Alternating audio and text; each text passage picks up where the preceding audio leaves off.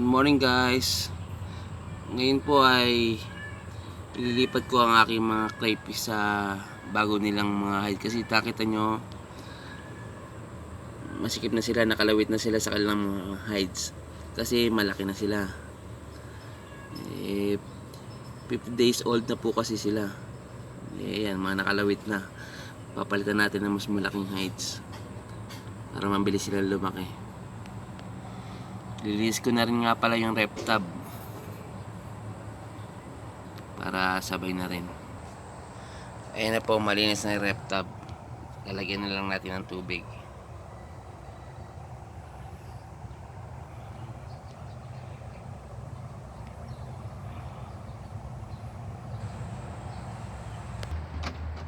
Yan po, lagyan na ngayon ng tubig. Ayan. Mga 5 inches na tubig lang, okay na. Yan, okay na ganyan kababaw. Tapos talagay na yung mga nilalagyan ko nga rin pala ng drip food. Yan, meron yung beneficial bacteria. Yan, stone. Nilagyan ko rin ng stone. Yung stone, ano yan eh, parang ina-adapt niya yung temperature ng tubig. Kung malamig, medyo pinapainit niya. Pag naman mainit, pinapalamig niya. Sakto lang para sa mga alaga natin. Yan rin, nagsisilbi rin yung tungtungan nila pagka medyo kinakapos na sila ng hininga. Pagka medyo ano yung tubig nyo, pag di na maganda kalagayan, aakat sila dyan. Mahalaga yan sa mga crayfish. Yung iba, hindi nila alam yan eh.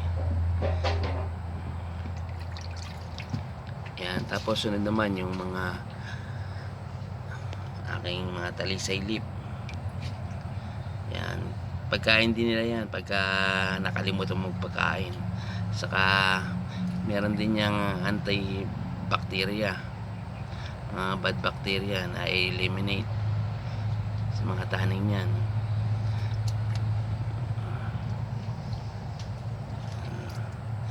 Tingnan nyo, naubos na. Ini-snack nila yan pagka nasusuya sila. Mabilis siyang magpalaki ng trailings. Yan. Sunod yung aking mga aquatic plants. Hydrelia. Dati kabomba eh, naubos na nila eh. Mabilis silang pumpak ng halaman. Lalo ngayon malalaki na sila. Saglit lang yan, yung ganyang kadami, mga 1 week lang yan. Kagandahan lang yan, yung ammonia na eliminate ng aking mga aquatic plants. Mas maganda, mas maraming plants, marami silang papakin. Maganda na rin yung medyo naglulumot na, paborito nila yon. Maganda yan kasi nagiging hides na rin nila yan. Naiiwasan silang mag-away-away saka magkainan pag maraming hides.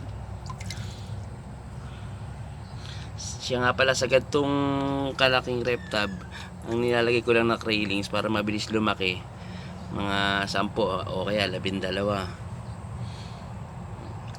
na trayo, okay na yan. Yan, may halaan ako. Tagalan niyang halaan ko, hanggang ngayon buhay pa. Tapos yung aking hides niyan, nilakayan ko na.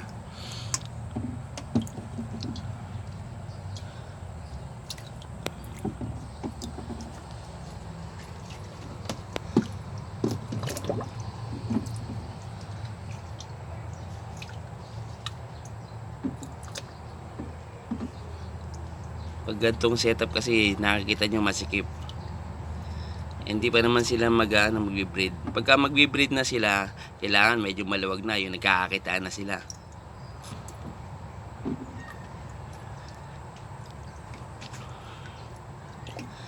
Pag mga 2 months pa lang, dapat focus muna kayo sa pagpapalaki.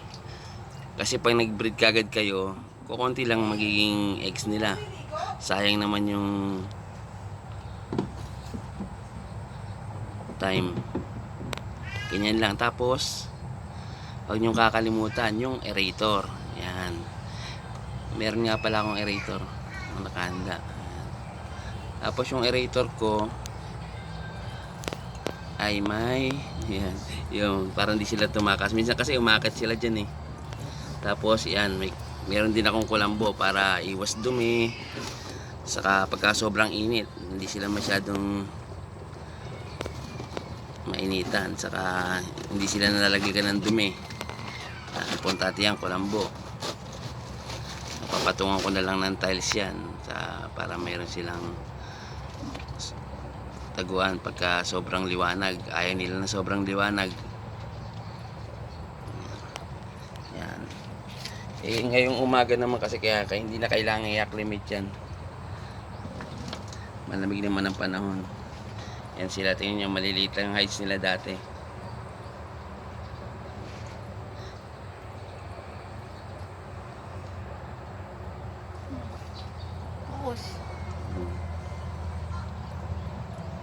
Yun.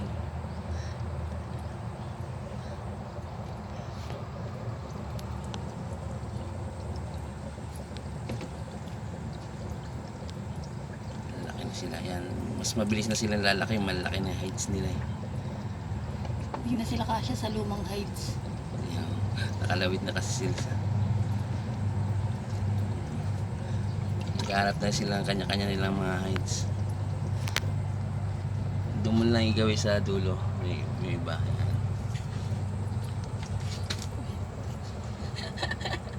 Uy, buwas ka na dyan.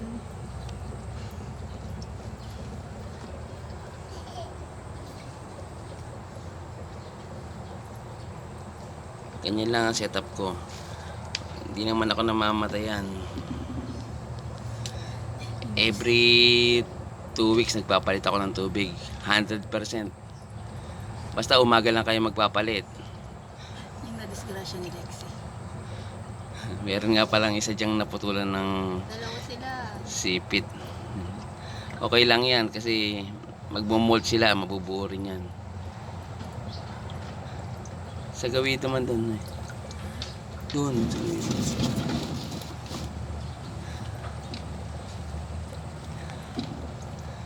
Yan. Ganyan lang po. Maraming salamat. Like, share, subscribe. God bless.